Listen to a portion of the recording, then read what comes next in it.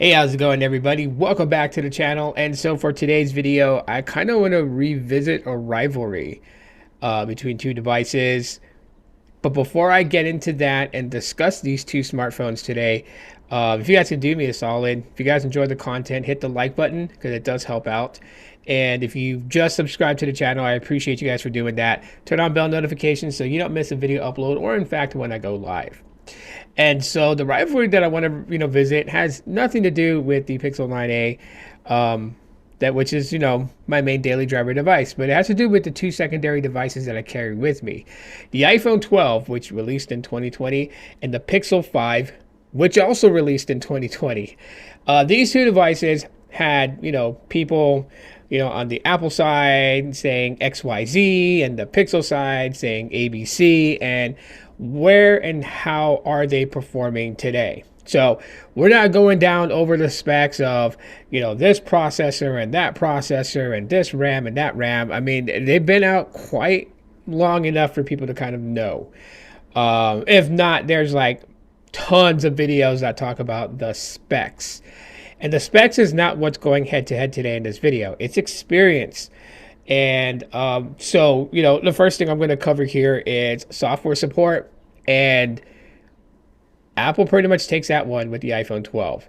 The Pixel 5 had software discontinued a couple of years ago, and it's been that since. Now, mine's is a little bit different just because mine's is running a custom version of Android.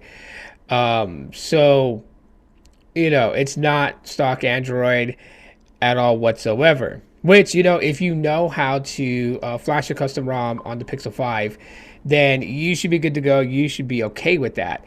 But for the average person out there, they probably don't, or just they don't want to mess with the phone in that type of way. And so, if you're talking about who had the longer support, obviously the iPhone 12.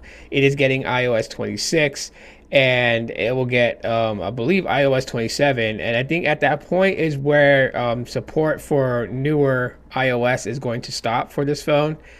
And yeah, so that will be, like in 2027, it'll just be getting like regular security patch updates from there for like another year or so, I guess, and completely be obsolete by like 2029. So like 9 years later after its release, where this one, it's already no longer supported.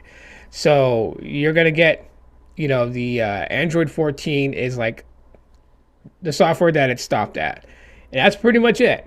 It's not going anywhere further. So software support wise, the iPhone 12 pretty much like has that on lock. Now, when it comes to just, I guess I'm going to call it usability, right? Being able to, do what you do with your smartphones. Both of these phones are just fine, in my opinion. Social media on the Pixel 5 runs flawless with whatever app that I use, whether it's Instagram or Facebook or, X, whatever it may be. It works just fine. And the same can be said for the iPhone 12. And by right, it should. I mean, if it's still getting software support, then it should, function for that, for the apps that, people use today, which, is like 90% of what people do on their smartphones is use apps. And the uses of these apps are pretty much like the same. Sure, certain things may be kind of like different between the iOS version of an app versus the Android version of an app, but for the most part, they do pretty much the same thing, right? They create that, doom, the scroll of doom, where people are like just like consistently scrolling and just, buried, immersed deeply with their smartphone. So as far as like app support and stuff like that, both of them are pretty solid when it comes to that. Battery is a very different thing here now. Battery, the Pixel 5 really smashes out on the iPhone 12. The iPhone 12's battery it's okay. I can make it through a day.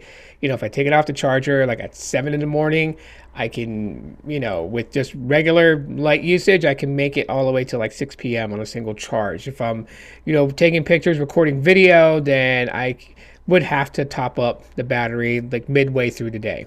Pixel 5, I don't got to do that at all whatsoever. The battery on this thing is just solid. It was a battery beast when it first came out, and even though the battery has slightly degraded over time and so many charge cycles, I still make it through an entire day of battery with the Pixel 5. The only time I've ever seen it really rapidly eat battery is in recording high resolution videos and online video gaming. That's where like the batteries like it ain't handling, you know. So battery, for sure, the Pixel 5 pretty much dominates on that. And when it comes to photography between these two devices, I've noticed photos are nice and well put together with the iPhone 12, especially the selfie camera, since getting the screen replaced on it and fixed. And the Pixel 5 pretty much still takes some badass solid photos. I have no problems with any of the photos that this phone produces.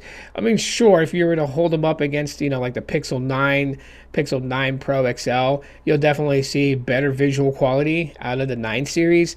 But that's, you know, 4 generations after this. And so it needs to be that way. But for the most part, it's not like, you know, you're shooting with a box camera and like, you know, some chicken screen mesh. You know, you're not shooting with that. So you get some pretty good photos.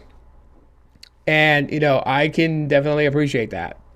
Of course, you know, when it comes down to like the accessory things, I mean, how many of y'all remember this? How many of y'all remember, you know, the fabric cases that Google Pixels were you're able to get for your Pixel device? I mean, you know, this is okay. You know, this Apple silicone, you know, MagSafe case it's all right.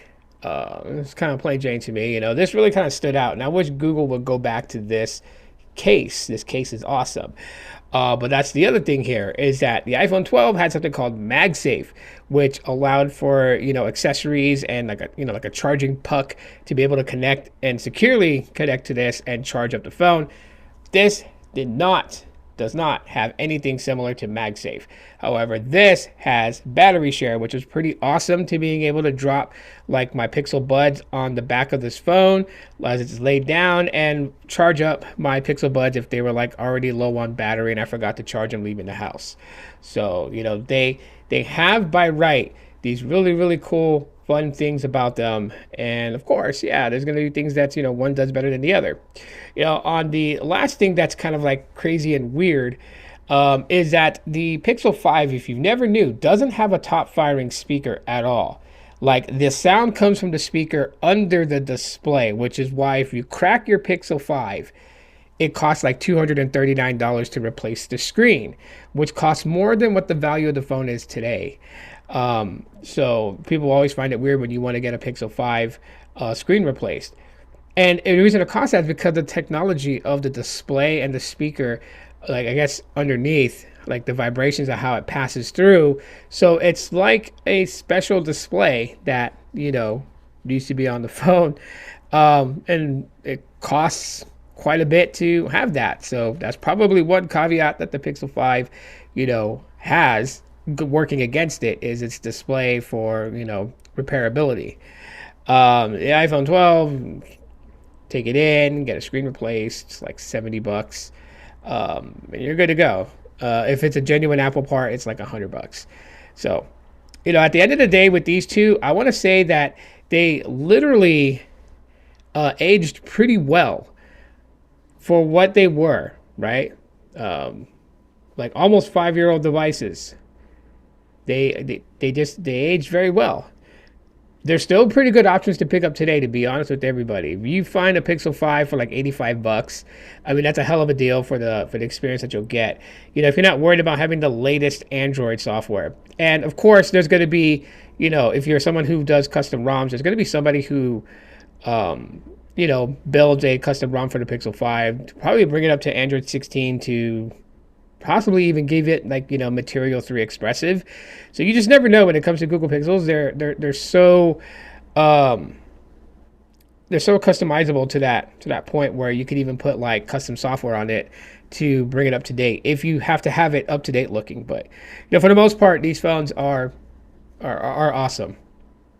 And yes, I would recommend them as like backup phones to anybody out there. Or maybe like, you know, a first phone to try out, transitioning over to like, you know, one platform to the other. These two are definitely it. So to me, they age pretty good. To me, they're pretty solid.